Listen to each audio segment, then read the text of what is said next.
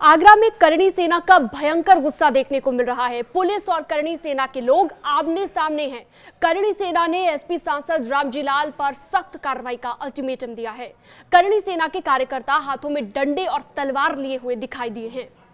इसे रक्त स्वाभिमान सम्मेलन का नाम दिया गया है, जिसमें उत्तर प्रदेश, हरियाणा, राजस्थान और गुजरात से कार्यकर्ता आए हैं।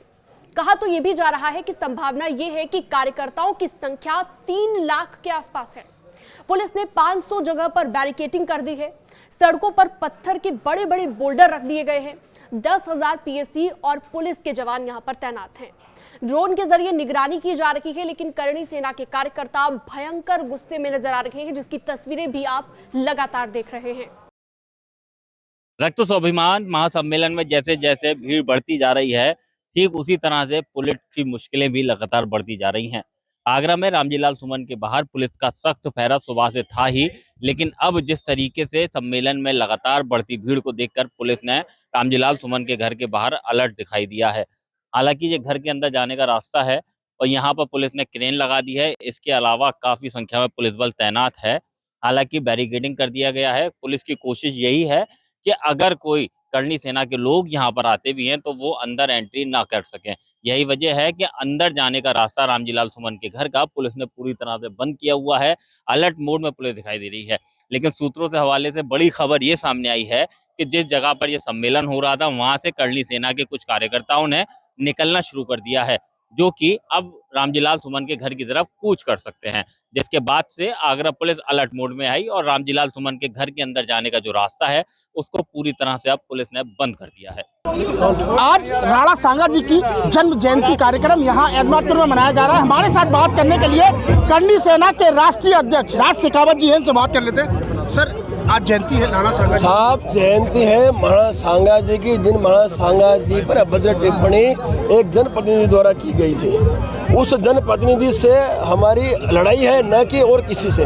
उस जनप्रतिनिधि को आज नहीं तो कल हम मुंह तोड़ जवाब देंगे, हड्डी तोड़ जवाब देंगे, कुटाई करके जवाब देंगे। क्योंकि अब इन घटनाओं का पुनरावृत्ति रोकने के लिए हमारे पास एकमात्र विकल्प बचा है कि वो विकल्प के माध्यम से हम हमारे पूर्वजों का स्वाभिमान की रक्षा करेंगे। सर, ये बताइए, जिस तरीके से अखिलेश जी ने भी समर्थन दिया है उनको, तो क्या ऐसा है, अखिलेश जी बहुत बड़ी भूल कर रहे हैं और इसका नुकसान उन्हें आने वाले समय में भुगतना पड़ेगा। क्योंकि हम उत्तर प्रदेश में बहुत बड़ी संख्या में वोट बैंक रखते हैं क्षत्रिय, और जिस तरह से उन्होंने उनको समर्थन किया है, मैं आपको वादा करता हूं कि मैं खुद गांव-गांव जाकर मेरे क्षत्रियों को उनकी कुलदेवी की कसम खिलवा के इस पार्टी का बहिष्कार करवाऊंगा। सर, 5 बजे तक का आपने प्रशासन को अल्टीमेटम दिया है, उसके बाद ऐसा है, सरकार को दिया है, क्योंकि सरकार का प्रतिनिधिमंडल आएगा, हमारी अपेक्षाओं पे हमारे से चर्चा करेगा, उसमें सहमति होगी, क्योंकि समय देना जरूरी है। उसके बाद हमारी जो टीम है यहाँ से अनुशासन में अपने घर को जाएगी। बिल्कुल, देखिए, ये यहाँ पर हमारे साथ बात करने के लिए राज शेखावत जी थे।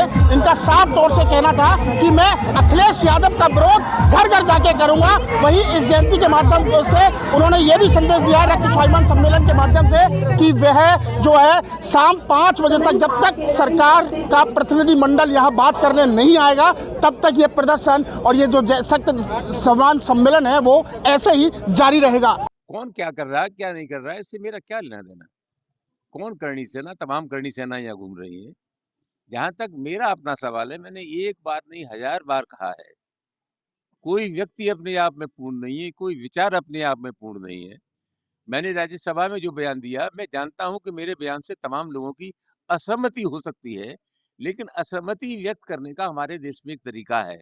हमारे देश में आईन है, संविधान है, कायदा कानून है।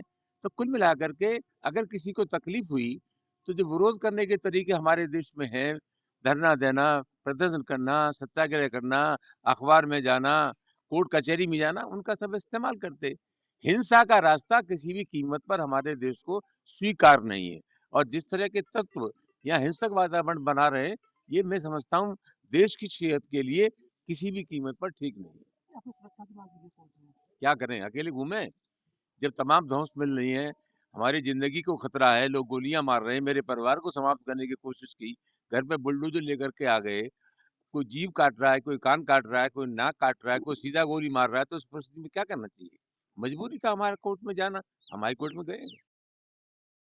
इस तरह की और भी खबरों के लिए आप न्यूज़ 18 के डिजिटल प्लेटफॉर्म को सब्सक्राइब कर सकते हैं और इस खबर से जुड़ा दूसरा अपडेट अगर आप चाहते हैं तो भी आप हमारे चैनल के साथ जुड़ सकते हैं।